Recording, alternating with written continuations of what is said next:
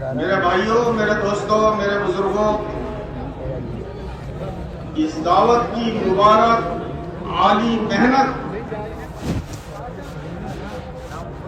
جو نظام الدین سے ایک چھوٹی سی جگہ سے چلی اور آج الحمدللہ پوری دنیا میں اللہ نے اس دعوت کے کام کو جاری اور ساری فرما دیا۔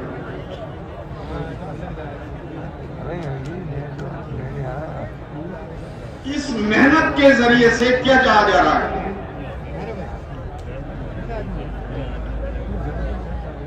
اس محنت کے ذریعے سے یہ مطلوب اور مقصود ہے ہماری زندگیوں کا رخ بدلے۔ 3 دن سے لے کر 5 ماہ، سالانہ 4 مہینے، اندرون بیرون، سب کا مقصد یہ ہے ہم اپنی اصلاح کے لیے اپنی ذات کو بنانے کے لیے، اپنے دل کو بنانے کے لیے، اللہ سے ذاتی تعلق ہمارا قائم ہو، مخلوق کا خوف نکل کر خالق کا خوف دل میں بیٹھے، انسانیت کی ہمدردی کے لیے، انسانیت کی فلاح اور بہبودی کے لیے ہم اچھے بن کر زندگی گزاریں، اس کی مشق کے لیے یہ بار بار جماعتوں میں جانا ہے۔ مولانا یوسف صاحب رحمۃ اللہ علیہ فرماتے تھے اس کام میں تسلسل کے ساتھ جو چلے گا وہ اپنے اندر کی مایا سے چلے گا۔ اس لیے اندر پیدا کرنے کے لیے اللہ کی معرفت، اللہ کا دھیان، اللہ کے خوف کے ساتھ ہم زندگی گزاریں، بھلے بن کر زندگی گزاریں، اس کے لیے یہ محنت ہے، یہ اندر کی مایا ہے۔ کوئی بغض نہیں کسی سے اولانا نہیں، کسی سے شکوے شکایت نہیں، کوئی غلط فہمی نہیں، کسی کو برا نہیں کہنا، کسی کا برا نہیں چاہنا، اپنے دل کو حسد، کینہ، بغض، عداوت، بدزنی، غلط فہمی کال کر رہا ہوں اپنے دل سے نکالنے کا نام تقدیر ہے۔ انسانیت کی ہمدردی، اچھائیاں ہماری ذات سے پروان چڑھے، ہم اچھے بن کر زندگی گزاریں، اس کے لیے یہ دعوت کا کام ہے۔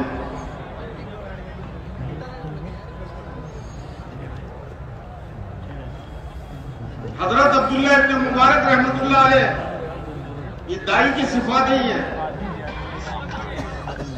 جن صفات کی بنیاد پر اللہ اس عظیم کام کو، جس کام کو اللہ نے انبیاء سے لیا،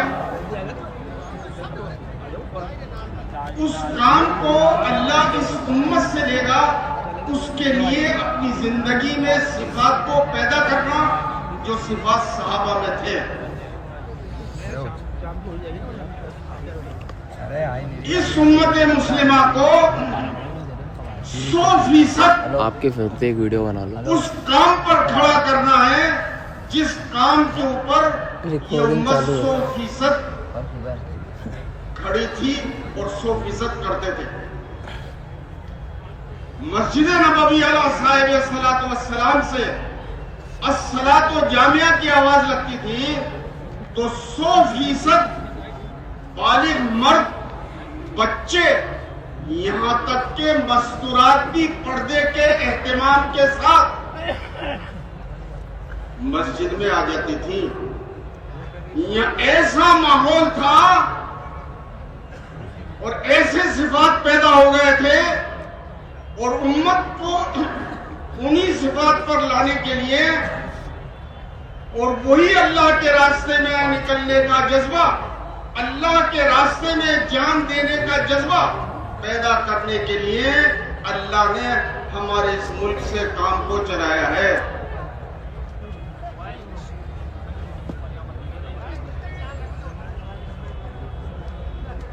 तो वो सिफात क्या है जिन सिफात की बुनियाद पर अल्लाह हमसे काम लेगा। सहाबा में क्या सिफात थी?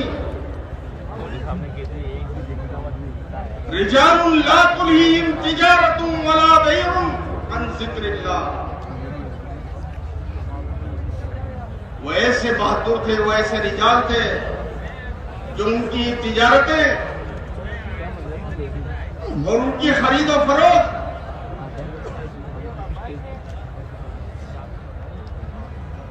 अल्लाह की याद से गाफिल नहीं करते थे। अल्लाह का इस्तेहज़ार रहता था।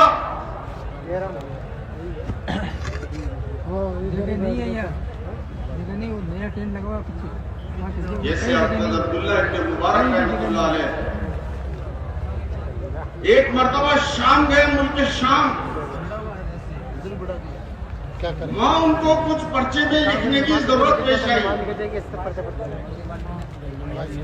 उन्होंने वो किसी आदमी से इनके पास कलम ली था, टेंट है वो भी इसी का टेंट में है वो। और लिखने के बाद वो कलम इसी जिले का अपने पास रख लिया और खुरासा आ गया। जिले में तो फुल हो गए। आप कोई भी जिला में बैठ जाओ, कोई दिक्कत नहीं, कहीं भी बैठ जाओ। उस आदमी ने भी नहीं मांगा, ये उसको देना भूल गए, वो खुरासान आ गया।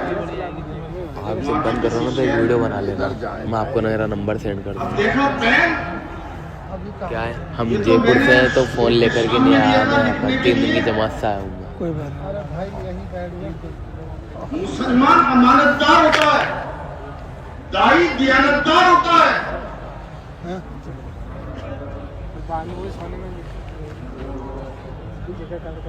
तो उनसे उन्होंने देखा बहन पीछे नया टेंट वापस सफर किया। खुरासान से शाम आए और उस आदमी को तलाश कर और उसका पैर उसके हवाले किया।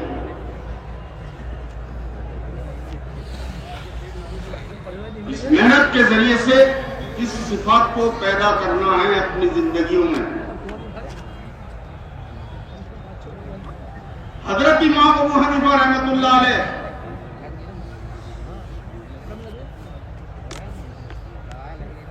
जुमे की नमाज पढ़ने शायद जा रहे थे। साफ कपड़े थे, रास्ते में कीचड़, उस पर पैर जरा थोड़ा सा भारी पड़ गए। वो कीचड़ उड़कर और एक मजूसी उसकी दीवार पर लग गया, थोड़ा सा कीचड़। ये खड़े हो गए, अगर इसको कुचलता हूं तो इसकी दीवार खराब होगी, और अगर इसको पहुंचता हूं, साफ करता हूं तो निशान बाकी रहेगा। इसी सोच में थे लोग जमा हुए। वो मजूसी भी बाहर आ गया। क्या बात है,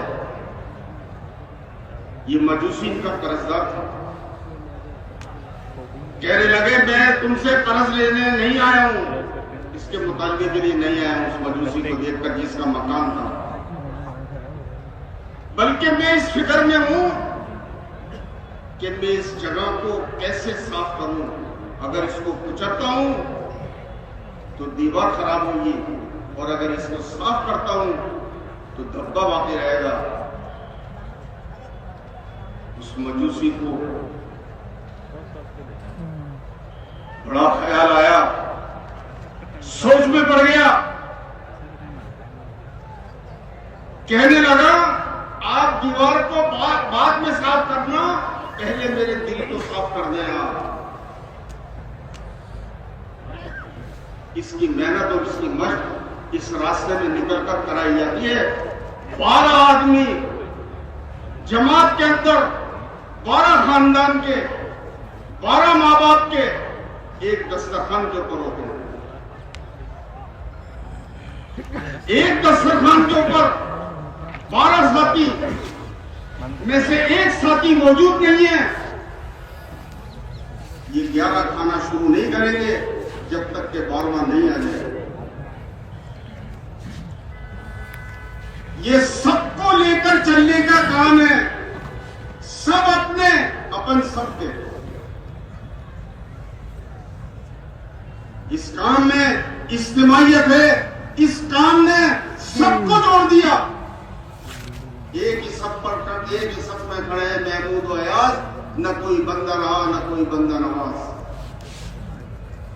کالے بھی, گورے بھی, عربی بھی, اجمی بھی, پڑھے ہوئے بھی, ان پڑھ بھی, مالدار بھی, غریب بھی,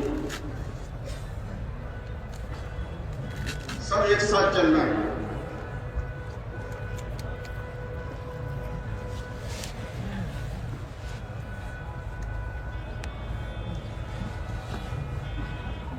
اللہ نے ایسا کام دیا ہے. صفات پیدا کرنے کے لیے, اپنی زندگی میں تبدیلی کے لیے, کیونکہ مسجد میں سب سے پہلے آنے والے کیونکہ یہ دعوت کے ساتھی, یہ جوان, یہ بوڑھے پہلی صف میں, وہ سب سے آخر میں کیونکہ یہ دعوت کے ساتھی, یہ راتوں کو اٹھ کر رونے والے, یہ پڑوس میں کون روتا ہے رات کو. حضرت امام اوزاعی رحمۃ اللہ علیہ بہت بڑے محدث گزرے ہیں, امام گزرے ہیں. ان کا بھی مسلک چلتا تھا.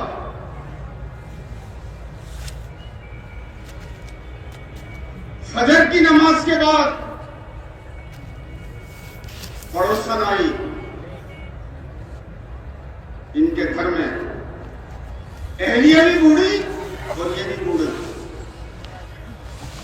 پوچھا رات کو رونے کی بڑی آواز آتی ہے, کیا بے چینی, کیا برقراری ہے؟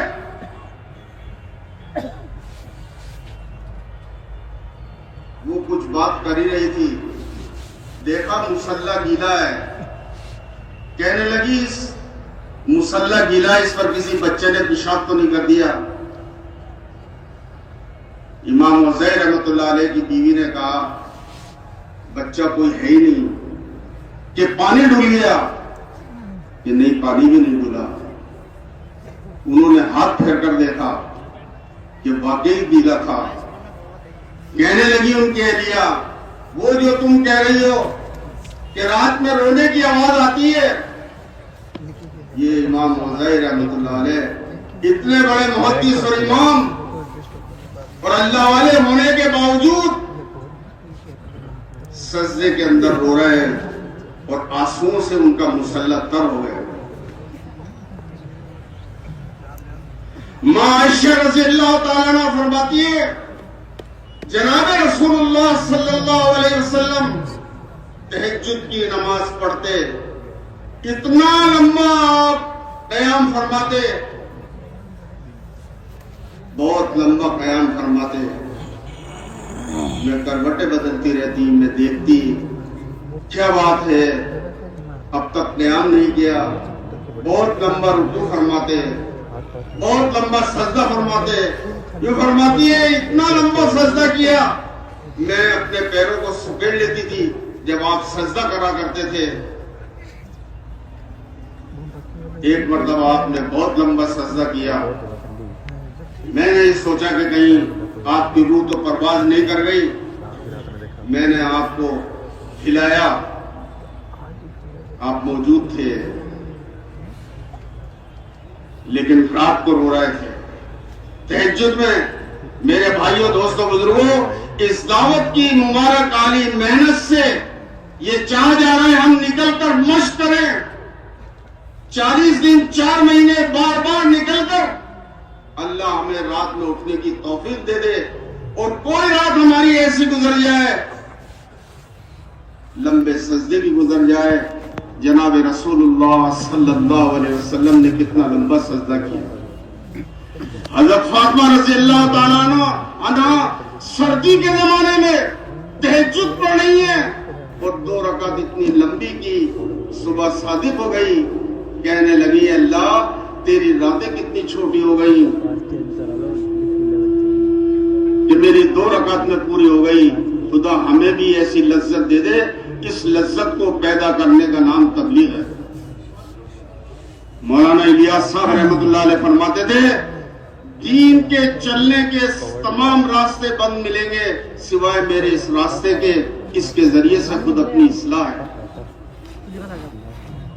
اپنی ذات کو بچھانا دوسروں کے لیے بچھنا یہ اس دعوت کی مبارک عالی محنت کے ذریعے سے چاہا جا رہا ہے. کیونکہ نماز سب سے اچھی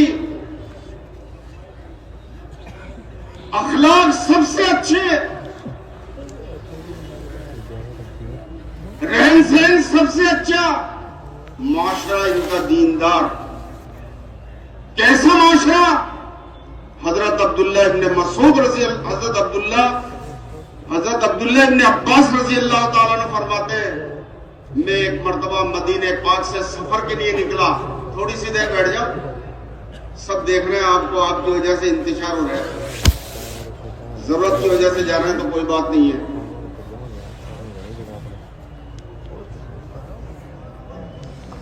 کہنے لگے میری طرف دیکھو آپ لوگ عبداللہ ابن عباس رضی اللہ تعالیٰ عنہ کہ مدینے سے میں چلا راستے میں کہیں سفر میں جا رہے تھے تیز بارش آئی اور بہت تیز بارش ہوئی تو ایک دیہاتی کے مکان میں داخل ہو گئے. اس دیہاتی نے پناہ دی ان کو. یہ تقریباً 10 یا 15 دن اس کے یہاں مہمان رہے. بارش برستی رہی اور یہ اس کے یہاں مہمان رہے. وہ روزانہ ایک بکری ذبح کرتا اور ان کو کھلاتا ہر دن تازہ. جب 15 دن بعد یا 10 دن کے بعد میں وہ بارش رکی تو جب وہاں سے یہ نکلے تو انہوں نے دیکھا کہ ہر طرف بکریوں کا خون اور 15 بکری ذبح ہیں. ان سے پوچھا بچے سے پوچھا بچہ تھا وہ یہ کیا تو نے؟ یوں کہا یہ مہمان کی مہمان نوازی کے لیے. مہمان کو ہم باسی نہیں کھلاتے مہمان کو تازہ کھلاتے ہیں. اچھا نکال کر 200 دینار دینے لگے. کہنے لگے کہ نہیں ہم مہمانی بیچتے نہیں ہیں. ہمیں چائے پلائی تو ہم نے بھی پلا دی. ہمیں کسی نے بلایا شادی میں تو ہم نے بھی بلا لیا ورنہ اس کا بائیکاٹ کر دیا. سل من قطع کا واعف عمن ظلم کا. تو اس سے رشتہ داری جوڑ جو تیرے سے توڑے. تو اس کو معاف کر جو تیرے اوپر ظلم کرے. اس محنت میں سکھلایا جاتا ہے.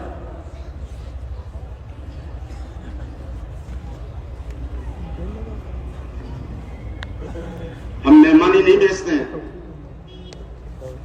حضرت عبداللہ ابن عباس رضی اللہ تعالیٰ عنہ نے اپنا غلام بھیجا. اپنے غلام کو دیے کہ یہ 200 دینار جس سے کئی ہزار بکریاں اس زمانے میں خریدی جا سکتی تھی وہ 200 دینار اندر اس بچے کی ماں کے پاس میں بھیجا جو بوڑھی تھی. کہنے لگی وہ بھی وہی بات ہم مہمانی نہیں بیچتے. ہم کس کے لیے کرتے ہیں کوئی بھی کام؟ بولو اللہ کے لیے. کس کے لیے کرتے ہیں؟ اللہ کے لیے. ما اسألکم علیہ من اجر ان اجریہ الا علی رب العالمین. ہماری محنت کا اور ہماری خدمت کا، ہماری ہر چیز کا کوئی مطالبہ نہیں ہے اس کے بدلے میں. اللہ کے لیے کرنا ہر کام، دنیا دکھانے کے لیے نہیں. اس بوڑھے نے بھی یہی جواب دیا کہ نہیں، ہم مہمانی بیچتے نہیں ہیں. یہ پیسے انہوں نے کہا اپنے خادم سے کہ پیسے پٹک کے آ گیا. یہ پیسے پٹک کے اور روانہ ہو گئے، اپنی سواری پر بیٹھ گئے. یہ کچھ آگے نکلے جو اس گھر کا جو بڑا آدمی تھا، مالک تھا، وہ پیچھے سے آواز دیتا ہوا تیز گھوڑا دوڑاتے ہوئے اور نیزہ ہاتھ میں، اور ان کو روکا کہ آپ رکو. اور وہ 200 درہم واپس، وہ 200 دینار واپس لیے اور یہ کہا ہم مہمانی بیچتے نہیں ہیں، ہم جو بھی کام کرتے ہیں اللہ کے لیے کرتے ہیں.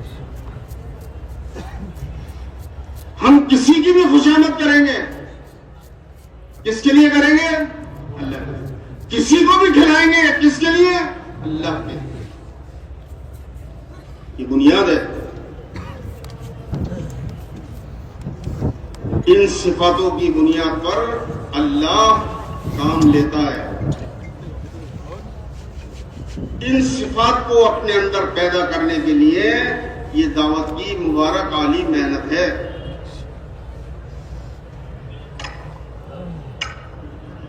اس لیے بھائی دوستو بزرگوں، ہم اللہ سے بھی مانگیں رات میں اٹھ کر اور دن میں محنت کریں اور کوشش کریں جن صفات کی بنیاد پر اللہ اپنا دین کا کام لیتا ہے، اللہ وہ صفات ہماری زندگیوں میں داخل فرما دے.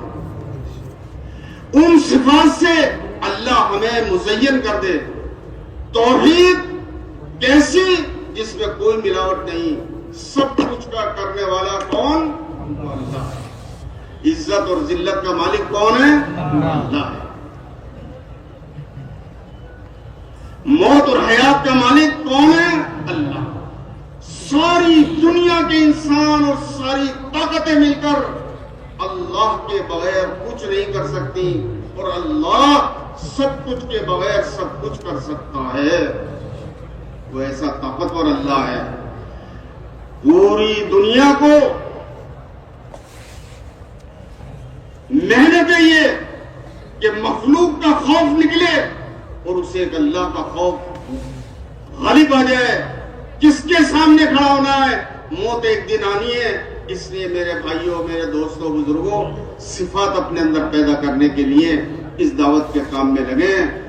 ذکر اور جتنی بھی چیزیں، جیسے 6 تسبیحیں، 2 تسبیح تیسرے کلمے کی، 2 تسبیح درود شریف کی، 2 تسبیح استغفار کی، اسی طریقے سے اذکار مسنونہ، ادعیہ مسنونہ، رات کو اٹھ کر اللہ سے مانگنا، مسنون دعاؤں کا اہتمام، گھر سے نکلنے، گھر سے داخل ہونے کہ کوئی بھی عمل کرنے سے پہلے حضور سے پاک صلی اللہ علیہ وسلم کیا دعا کرتے تھے، کیا دعا مانگتے تھے.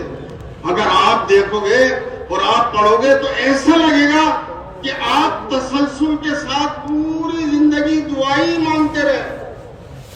اور اگر آپ ذکر کے بارے میں آپ کیسے ذکر کرتے تھے، کیا کیا کرتے تھے، اگر آپ کو دیکھو اور پڑھو گے تو ایسا لگے گا کہ پوری زندگی کوئی لمحہ آپ کا بغیر ذکر کے گزرا ہی نہیں. اور حدیث میں بھی یہی آتا ہے. اور اگر آپ نماز دیکھیں محمد صلی اللہ علیہ وسلم کی، ایسا لگے گا کہ پوری زندگی 24 گھنٹے 63 سالہ زندگی میں آپ نماز ہی پڑھتے رہے. اس لیے بھائی دوستوں بزرگوں، اپنے اندر صفات پیدا کرنے کے لیے تسلسل کے ساتھ اللہ کے راستے میں نکلنا اور اس محنت میں اپنے آپ کو بنانے کی اور اپنے آپ کی نماز کو بنانا، اپنے آپ کے یقین کو بنانا، اور اپنے ذکر کو بنانا، اللہ کا دھیان پیدا ہو، اللہ کا خوف پیدا ہو، اس کی مشق قرآن پاک کی تلاوت ہے، کم سے کم 1 پارہ، آدھا پارہ، لیکن روزانہ قرآن پاک کے پڑھنے کا اپن اہتمام کریں، کرو گے؟